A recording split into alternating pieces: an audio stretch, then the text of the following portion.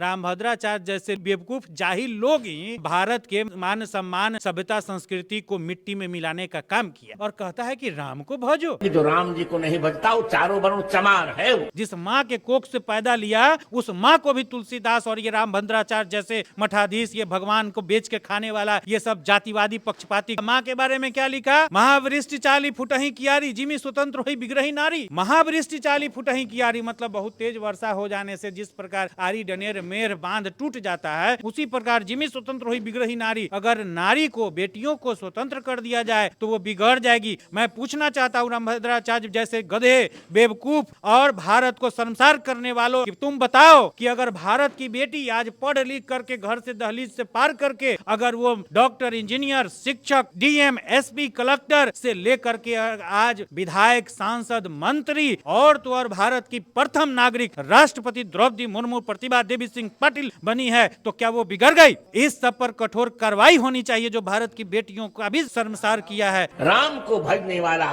उत्तम और चाम को भजने वाला नीच। जिस समय अंग्रेज हमला किया था भारत पर, उस समय तो आरक्षण भी नहीं था। क्यों नहीं? ये तथाकथित धर्माचार्य सब और तथाकथित पंडित, पुजारी, महात्मा, आरएसएस गैंग के लोग क्यों नहीं बचा लिया? ये सब चापलूसी किया अंग्रेज का, ये सब चापलूसी किया मुगल का। 13वीं शताब्दी में जब रामायण तुलसीदास दुबे ने लिखा, उस समय मुगल शासन था। तो मुगलों के खिलाफ जब मुगल अत्याचार कर रहे थे आम आवाम पर, तो मुगलों के खिलाफ एक शब्द नहीं लिखा। लिखा किसके पास? जो कमा कर खिलाता है, खेती करने वाला, मजदूर करने वाला, पशुपालन करने वाला, जूता सीने वाला, चमड़ा से बनाने वाला, जो एससी, एसटी, ओबीसी, ईबीसी वर्ग के लोग थे, उनके बारे में ही लिखता था। अधम जाति में विद्या पायो भयऊ अथा ही दूध पिलायो। छोटी जाति में जो विद्या पाएगा, जो विद्वान बनेगा, वो भयऊ अथा यही दूध पिलाए। सांप को दूध पिलाने के बराबर हो जाएगा अगर पिछड़ी जाति, दलित जाति के लोग, अति पिछड़ी जाति के लोग अगर शिक्षा ग्रहण करेंगे तो। ये लिखने वाला तुलसीदास, इसी रामभद्राचार्य का पूर्वज। पहले अपने बाप दादा को पढ़े। सापत तारत पुरुष कहंता आ विप्र पूजही अस गावही संता। जो श्राप देने वाला है, तारत माने पिटाई करने वाला, ऐसा महापुरुष कहलाता है। अब विप्र पूजही अस गावही संता मतलब ब्राह्मण को पूजिए ऐसा संत गाते हैं। पूजिए विप्र सकल गुणहीना, शूद्र न गुण ज्ञान प्रवीणा। वैसा ब्राह्मण को पूजिए जो किसी प्रकार का गुणवान नहीं हो, वो दुष्चरित्र हो, चरित्रहीन हो, भ्रष्टाचारी हो, नीच हो, कपटी हो, कूटनीतिज्ञ हो, चालबाज हो, तो उसकी पूजा करिए। शूद्र समाज मतलब एससी, एसटी, ओबीसी, ईबीसी वर्ग के लोग अगर वो विद्वान है तो उसकी पूजा नहीं करिए। नमस्कार, मैं हूं जयप्रकाश और आप देख रहे हैं समता भारत टीवी। इस वक्त वैशाली के लालगंज में है और यहाँ पर आज 12 जनवरी 2024 को शरद यादव जी का स्मृति दिवस मनाया गया है। डॉक्टर विष्णुदेव यादव जी हैं, सोशल एक्टिविस्ट, इनसे बात करते हैं। आज शरद यादव जी का स्मृति दिवस मनाया गया है, क्या कुछ कहेंगे सर उनके बारे में? शरद यादव जी भारत के पिछड़ों, बहुजनों की आवाज़ रहे। मंडल आयोग को लागू करवाने में बड़ी अहम भूमिका निभाए और सदन में सर्वोच्च सम्मान भी उनको मिला। सदन में गरजते रहे बहुजनों के लिए, संवैधानिक अधिकार के लिए। हम उनको नमन करते हैं। एक संत है स्वघोषित शंकराचार्य, जो खुद को जगत गुरु भी कहते हैं, उनका नाम है रामभद्राचार्य। उनका एक वीडियो सोशल मीडिया पर वायरल हो रहा है, उसमें वो कहते नजर आ रहे हैं कि जो राम को नहीं भजता वो चारों वर्ण चमार नीच है, जो राम को भजे वो उत्तम है, जो चाम को भजे वो नीच है। क्या कहेंगे इस बयान पे? बड़े शर्म की बात है। ये तो राम को दिन रात भजता है और जितने भजता है पता नहीं उसको क्या हो गया, अखवा होकर काहे नहीं ठीक हो जाता है, ये नहीं समझ में आ रहा है। राम में अगर शक्ति होती, जितना वो राम रामायण की बात करता है, भजने की बात करता है, तो सबसे पहले तो उसका आंखवा ठीक हो जाना चाहिए। अपना आंख तो उसका ठीके नहीं हुआ, दूसरे को धर्म के नाम पर ठग के खाता है, प्रवचन देने जाता है, 2-2, 4-4 लाख, 5-5 लाख, 10-10 लाख रुपया एक दिन में वो पैसा वसूलता है। तो कितना बड़ा नीच है जो भगवान का व्यापार करता है, भगवान के नाम पर ठग के खाता है। वो दूसरे को क्या कहेगा, उसकी बात को क्या लेना है? वो तो ये भी कहे कि मरे मुलायम कांसी राम, प्रेम से बोलो जय श्री राम। तो छटपटाहट तो होगी ना, वो तो छटपटाहट है। अच्छा, तो वो तो करके दिखाए, उससे उसको बोलने से कुछ नहीं होना है। लेकिन वो तो मुलायम सिंह यादव जी और मान्यवर काशीराम जी दोनों आदमी तो करके दिखा दिए। मिले मुलायम काशीराम, हवा में उड़ गया जय श्री राम। कहाँ था इसका जय श्री राम? कहाँ था उस समय रामभद्राचार्य? उड़ गया उस समय। आज तक अखिलेश यादव थे, ये तो जोगी भोगी फिर आ गया ठगवा, तब तक तो वैसे ही चला है ना। उड़ गया ना। और ये राम आज राम राम कर रहा है, उस राम को भी न्याय कहाँ से मिला? बाबा साहेब भीमराव अंबेडकर के द्वारा रचित संविधान के द्वारा संचालित सुप्रीम कोर्ट से राम मंदिर बनाने का न्याय मिला। वो भी गलत न्याय मिला। वो जातिवादी पक्षपाती जज है इसलिए मिल गया, और नहीं तो वही सुप्रीम कोर्ट मुकदमा नंबर 291 1976 में डिसीजन है, कोर्ट में डिसीजन है कि रामायण एक काल्पनिक ग्रंथ है, एक काव्य है, मणगढ़ंत है। वो सुप्रीम कोर्ट का डिसीजन है। राम भद्राचार्य पे क्या होना चाहिए?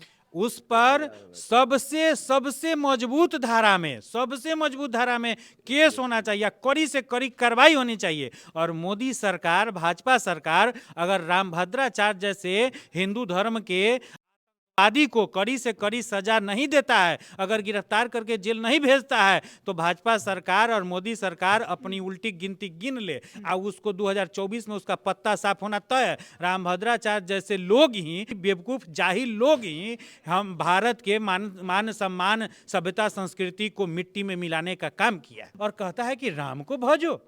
कौन राम को भजो? राम की परिभाषा भी उसको पता है, वो सिर्फ ठगता है और कुछ नहीं करता है, वो ठगवा है। जगत गुरु हैं, जगत के गुरु। माने हम अपने कह लें कि विष्णुदेव यादव जगत गुरु हैं, हम अपने मान ले कि हम बुद्धों से बड़का हैं, हम अपने राम से बड़का हैं, तो ये आप मान लीजिएगा, दुनिया मान लेगी क्या? ये बेवकूफ़ी वाली बात है। जात के गुरु हैं, सही आप बोले, सही पकड़े हैं, वो जात के गुरु है, वो ठगवा गैंग का सरदार है, जो ठग के खाता है भगवान के नाम पर, वो ठगवा गैंग का सरदार है।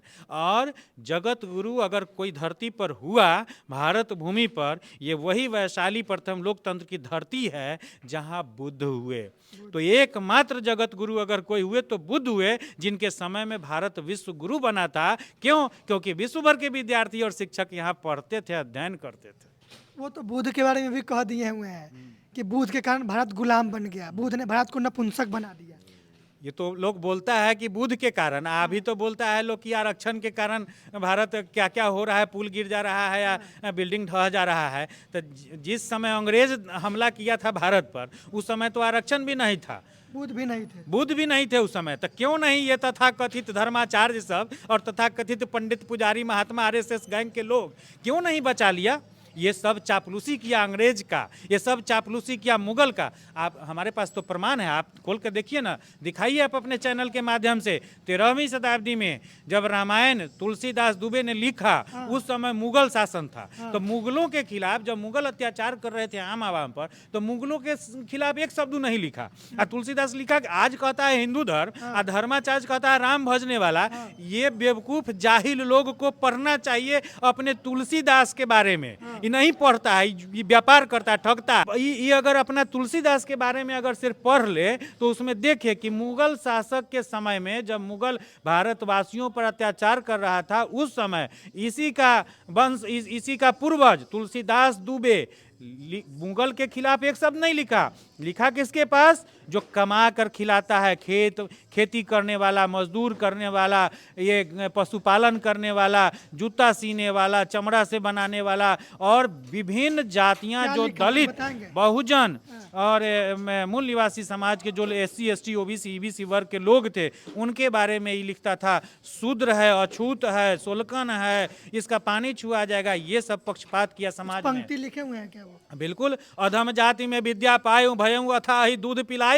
मतलब क्या मतलब इसका? ये कहिए, ये रामभद्राचार्य ये जाके पहले पढ़े। अधम जाति में मतलब छोटी जाति में, अधम जाति में विद्या पायो मतलब छोटी जाति में जो विद्या पाएगा, जो विद्वान बनेगा, वो भयऊ अथा यही दूध पिलाए। यही मतलब सांप, मतलब ऐसा हो, सांप को दूध पिलाने के बराबर जहरीला हो जाएगा। भयऊ अथा ही दूध पिलाऊं मतलब सांप को दूध पिलाने के बराबर हो जाएगा अगर पिछड़ी जाति, दलित जाति के लोग, अति पिछड़ी जाति के लोग अगर शिक्षा ग्रहण करेंगे तो। ये लिखने वाला तुलसीदास, इसी रामभद्राचार्य का पूर्वज। ये पहले अपने बाप दादा को पढ़े। ये तो कह रहा है कि गोस्वामी जी बात वह कहे हुए हैं, जो राम को भजे उत्तम, जो चाम को भजे उन्हीं। तो अपने गुरु का ही कह रहे हैं, तुलसीदास जो लिखे हैं ना वही बोल रहे हैं ये। हाँ, तो इसलिए ना, तो वही बात ना है, तो वंशजबे वही है, तो बोलबे ना करेगा। गुरु वही, चेला वही। हाँ, जैसन गुरु वैसन चेला, सब ठगवा गैंग का सरदार। झूठा मक्कार, भगवान को बेच के खाने वाला। और कुछ लिखे हैं तुलसीदास। हाँ, जे वर्णाधम तेली कुम्हारा, अति शपथ की रात कोल करवारा, मतलब माने वर्ण में अधम, वर्ण में जो सबसे नीच है, वैसे वर्ण शपथ की रात कोल कलवारा, सभी जातियों का नाम लेके कहा है कि ये सब जो है नीच वर्ण से है। और तो और जिस माँ के कोख से पैदा लिया, जिस माँ के कोख से पैदा लिया, उस माँ को भी तुलसीदास और ये रामभद्राचार्य जैसे मठाधीश, ये भगवान को बेच के खाने वाला, ये सब जातिवादी पक्षपाती। माँ के बारे में क्या लिखा?